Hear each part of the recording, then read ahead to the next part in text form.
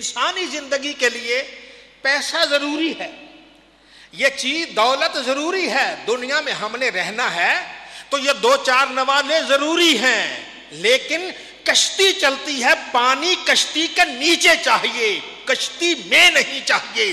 جب کشتی میں آئے گا کشتی کو غرق کر دے گا۔ اسی طرح یہ دنیا یہ دل کے نیچے چاہیے۔ جس دن دنیا دل میں آ جاتی ہے دل غرق ہو جاتا ہے، اللہ کی رحمت سے دور ہو جاتا ہے۔ آئیے اللہ سے دنیا تو مانگتے ہیں لیکن کہتے ہیں یا اللہ ایسی دنیا دینا جو تیرے در کے اور قریب کر دے۔ تو جب بندہ اللہ سے یہ دعا مانگتا ہے اللہ مہربانی کرتا ہے۔ یہ دولت کی حرص اس کے سامنے ختم ہو جاتی ہے۔ جو شہری کو استغفار کیا کرتا ہے، رمضان المبارک آ رہا ہے، اس میں شہری کے استغفار کو ہاتھ سے نہ جانے دیجئے۔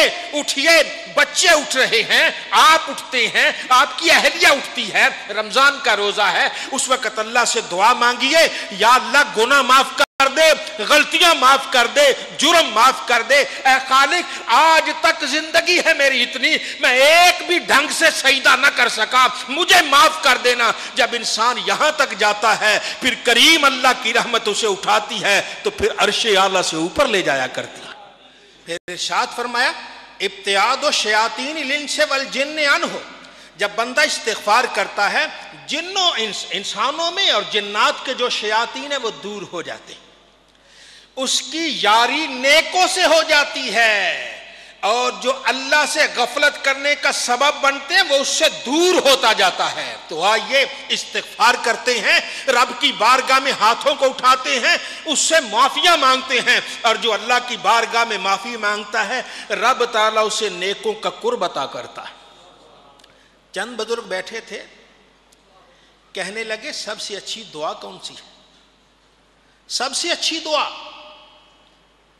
تو ان میں سے کسی نے کہا یہ دعا اچھی، کسی نے کہا یہ دعا اچھی، کسی نے کہا یہ دعا اچھی، اور ایک بولے کہنے لگے سب سے اچھی دعا یہ ہے کہ اللہ تعالیٰ دونوں جہاں میں نیکوں کی سنگت اختیار فرمائے، نیکوں کی سنگت کی تو نیکوں سے دوستی، نیکوں سے ہم نشینی دنیا میں بھی ہوں گے بھلا ہی بھلا ہے۔ انسان جب تک نیک کے پاس ہے گناہ نہیں کرتا، گناہ سے بچ گیا، اور آخرت میں نیک کے پاس سبحان اللہ وہ تو بات ہی اور ہے۔ تو آئیے دونوں جہاں میں سنگت مانگتے ہیں تو نیک لوگوں کی صحبت مانگتے ہیں، اللہ ہم سب کو نیکوں کی صحبت عطا فرمائے۔ پھر فرمایا بات یہاں تک نہیں ہے، شیاطین و جن و انس اس سے دور ہو جاتے ہیں۔ یجد حلاوت الایمان والطاعت، ایمان اور اطاعت کی حلاوت کو پاتا ہے، ایمان کا ذائقہ، ایمان کا ذائقہ، اطاعت کا ذائقہ۔ ہم کھانا کھاتے ہیں، سالن کا ذائقہ اور ہے، میٹھے کا ذائقہ اور ہے، گوشت کھائیں گے اس کا ذائقہ اور ہے، دال کا ذائقہ اور ہے، سبزی کا ذائقہ اور ہے۔ کسی کو کوئی چیز پسند ہے، کسی کو کوئی، کسی کو کوئی۔ اسی طرح جب بندہ استغفار کرتا ہے، اللہ سے معافیاں مانگتا ہے، رب تعالیٰ اسے ذائقہ دیتا ہے۔ درود پاک کا ذائقہ اپنا، تلاوت قرآن کا ذائقہ اور ہے، کلمہ طیبہ کا ذائقہ اور ہے، استغفار کا ذائقہ اور ہے، سجدوں کا ذائقہ اور ہے، غریبوں کی خدمت کرنے کا ذائقہ اور ہے، ماں باپ کی خدمت کا ذائقہ۔ تو یہ ساری اطاعت و حلاوت ایمان ہے۔ انسان کو ذائقے ملتے ہیں، ایک چیز کھانے کے بعد دوسری چیز کھانے کو جی چاہتا ہے، ذائقہ بدلتا ہے۔ اسی طرح بندہ مومن ذائقے میں اتنا مستغرق ہو جاتا ہے، کبھی یہ کھاتا ہے تو کبھی وہ کھاتا ہے۔ آئیے اللہ سے ان کا ذائقہ تو مانگیں، جسے کسی ایک چیز کا ذائقہ مل جاتا ہے دنیا کی نعمتوں سے بے نیاز ہو جاتا ہے۔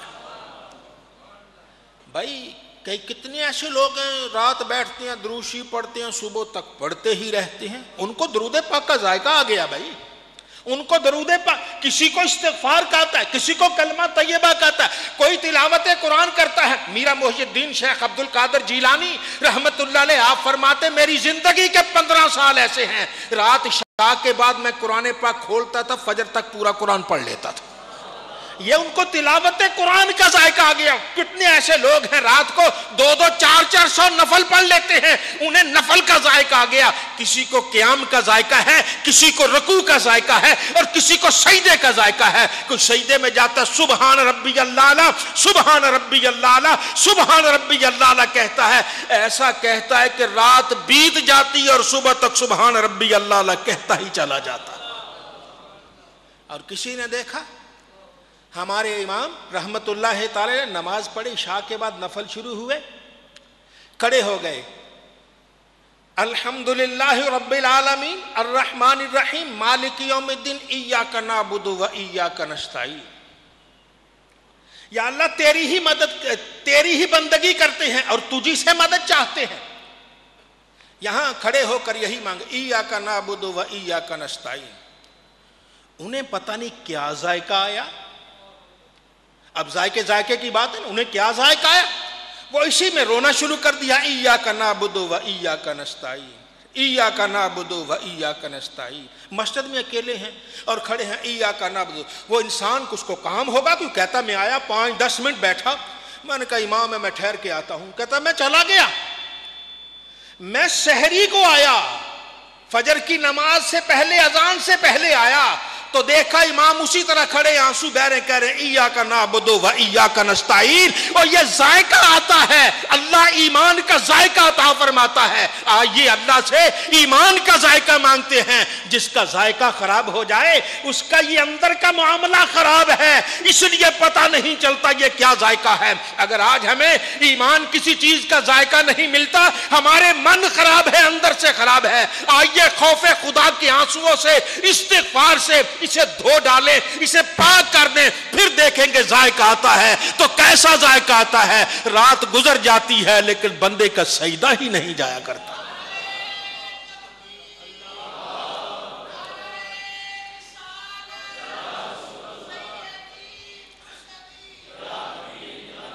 اور وہ ایمان اور اطاعت کی ذائقہ محسوس کرتا ہے. بندہ مومن اللہ کی بارگاہ میں کھڑا ہوا, عبادت کرتا ہے, ریاضت کرتا ہے, رب کو یاد کرتا ہے اور اسے اس کا ذائقہ آتا ہے. تو بات الگ ہے نا, کسی کو روٹی پسند ہے تو کسی کو پلاؤ چاول پسند ہے. کوئی چاول کھاتے سیر ہو جاتا ہے, کوئی روٹی کھاتے سیر ہو جاتا ہے. اپنا اپنا ذائقہ ہے. تو اب جب اپنا اپنا ذائقہ ہے, کسی کو درود پاک کا ذائقہ ہے, شروع سے لے کر شام تک درود کا, شام سے لے کر شروع تک درود پاک, اور 24 گھنٹے درود پاک ہی پڑھتا رہتا ہے. بھائی کیوں بھائی ایک کام کرتے کرتے تھک جاتے ہیں, انسان اکتا جاتا ہے. آپ ایک گلی جائیں, اس میں جائیں, دوبارہ تیسری, یار کیا ہے میں روزانہ اس گلی میں جاتا ہوں. لیکن جس کو ذائقہ آتا ہے, جس کا محبوب اس گلی میں رہتا ہوں, اسے کبھی نہیں آتا, وہ جاتا ہی رہتا ہے, جاتا ہی رہتا ہے. کسی کے دل میں ذائقہ آتا ہے تو ذائقہ درود پاک کا ہے, کسی کے دل میں ذائقہ ہے تلاوت قرآن کا ذائقہ ہے, کسی میں ذائقہ ہے تو وہ سجدے کی سجدوں کا ذائقہ ہے. اور کوئی کعبہ شریف اور مدینہ منورہ ہی جاتا رہتا ہے. جب سنو عمرے پہ چلا گیا, جب سنو مدینہ طیبہ چلا گیا. ارے کیوں چلا گیا؟ وہ پیسے خرچ کر کے گیا ہے, اتنے دولت خرچ کر کے گیا ہے. وہاں کیا ہے, وہ ایسے شہر, اس سے بھی شاید جو ظاہری طور پر بڑی بڑی عمارتوں والے شہر ہوں گے, لیکن وہاں کیا جاتا ہے, بس اس کو ذائقہ آ گیا ہے, وہاں کا اس کا ذائقہ ہے. اس کے ذائقے کے پون جا سکتا ہے. وہ ذائقہ ایسا لیتا ہے کہ آنکھیں بند کرتا ہے تو سامنے کعبہ کے جلوے نظر آتے ہیں, آنکھیں بند کرتا ہے تو گنبد خضرا نظر آتا ہے. یہ کیا ہے, اسے ذائقہ آ گیا ہے. آئیے اللہ تعالیٰ کی بارگاہ میں استغفار کرتے ہیں تو رب تعالیٰ پھر ذائقہ دیتا ہے, ایمان کا ذائقہ دیتا ہے اور اطاعت کا ذائقہ دیتا ہے. پھر اللہ فرماتا ہے استغفار کرو, میری محبت غالب آ جائے گی, میری محبت غالب آ جائے گی. بیٹا کہتا ہے ابا میں نے یہ کام کرنا ہے, ابا کہتا ہے نہیں یہ کام نہیں کرنا, کیونکہ اس سے تو میرے اللہ نے منع کیا ہے, اس سے میرے اللہ نے منع کیا ہے. بیوی کہتی ہے میرے پاس بیٹھو, لیکن وہ کہتا تم نے اذان کی آواز نہیں سنی, میں مسجد جا رہا ہوں. کیوں جا رہا ہے؟ اس لیے کہ اللہ نے اپنی محبت عطا کر دی ہے. رب تعالیٰ محبت عطا فرماتا ہے, کس کو دیتا ہے؟ جو استغفار کرتا ہے, گناہوں کی معافی مانگتا ہے. آئیے اللہ کی بارگاہ میں گناہوں کی معافی مانگتے ہیں, اور جو اپنے گناہوں کی معافی مانگا کرتا ہے, رب تعالیٰ اسے اپنی محبت عطا فرماتا ہے, اپنا پیار عطا فرماتا ہے. اپنا عشق عطا فرماتا ہے، اور جو سر سے لے کر پاؤں تک عشق الہی میں ڈوب جائے دنیا والے اسے دیکھتے زیارت کے قابل ہوا کرتا ہے۔ یہ کیسا چہرہ ہے جو عشق الہی میں ڈوبا ہوا ہے۔ تو اللہ تعالی ہم سب کو اس کی توفیق عطا فرمائے، اور اللہ تعالیٰ کے پیارے نبی صلی اللہ علیہ وسلم کے ارشادات کی روشنی میں جب ایسا ہوتا ہے استغفار کرتا ہے، اس سے غم، پریشانی، دکھ سب چلے جاتے ہیں۔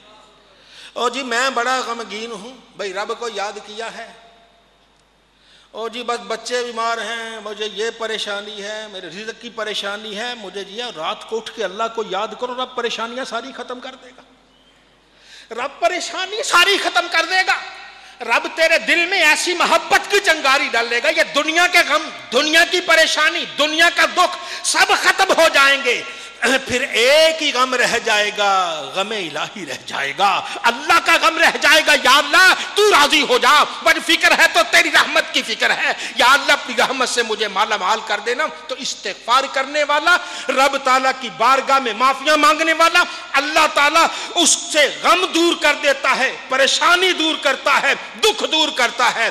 آئیے دکھ، پریشانی اور غموں کو ختم کرنے کے لیے رات کے تنہائی میں سناٹے میں اٹھ کر تسبیح لے کر ذرا کہیں استغفر اللہ، یا اللہ مجھے معاف کر دے، یا اللہ میرے گناہ معاف کر دے، یا اللہ میرے جرم معاف کر دے۔ بندہ جب یہ کہتا ہے، رب کہتا ہے فرشتو یہ بندہ کیا کہہ رہا ہے؟ یا اللہ بندہ کہتا ہے مجھے معاف کر دے، اس کا مطلب ہے کہ بندے کو پتا ہے اس کا کوئی رب ہے، بندے کو پتا ہے اس کا کوئی رب ہے، اور اس کا کوئی رب ہے جو معاف بھی کرتا ہے اور پکڑ بھی سکتا ہے۔ اس لیے فرشتوں گواہ ہو جاؤ، میں نے اس کی زندگی کی ساری خطاؤں کو معاف کر دیا ہے۔ وہ آئیے اللہ کی بارگاہ میں جھکنا تو سیکھیں، اس سے معافیاں مانگنا تو سیکھیں۔ رحمت، کرم اور برکت کا مہینہ آ رہا ہے، اگر اللہ توفیق دے تو اس میں راتوں کو اٹھ کے اللہ کی بارگاہ میں جولی تو پھیلائیں، استغفار تو کریں۔ جو بندہ مومن استغفار کرتا ہے رب تعالیٰ اس سے غم، پریشانی اور دکھ مٹا دیا کرتا ہے، اسے اپنا بنا لیتا ہے، اور جو رب تعالیٰ کو ہو جائے اسے پھر کیا ہوتا ہے؟ اسے کوئی دکھ، کوئی تکلیف نہیں ہے۔ اور پھر ارشاد فرمائے وَإِقْبَالُ اللَّهِ عَلَى الْمُسْتَغْفِرِ وَفَرْحُهُ بِالتَّوْبَتِهِ۔ پہلے بندہ اللہ کی طرف متوجہ ہوتا ہے، بندہ استغفار کرتا کرتا کرتا پھر اللہ بندے کی طرف متوجہ ہو جاتا ہے۔ پہلے بندہ کہتا ہے یا اللہ میری جھولی بھر دے، یا اللہ میں غریب ہوں، میں کنگال ہوں، مجھ پر رحم کر دے، مجھ پر کرم کر دے۔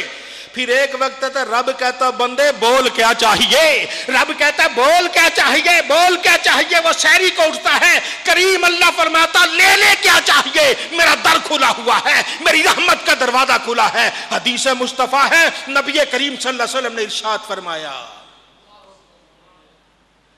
بندہ دل سے اللہ کو یاد کرتا ہے، اللہ بھی اسے تنہائی میں یاد کرتا ہے۔ بندہ مجمع میں یاد کرتا ہے، اللہ اس سے بہتر مجمع میں اسے یاد کرتا ہے۔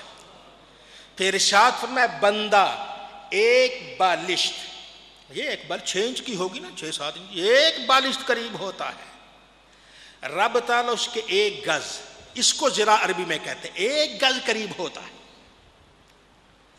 اور بندہ جب 1 گز قریب ہوتا ہے، رب 4، اس کو با کہتے ہیں، 4 ہاتھ قریب ہوتا ہے۔ اور پھر بندہ جب اللہ کی طرف چل کے آتا ہے، رب تعالیٰ اس کی طرف دوڑ کے آتا ہے۔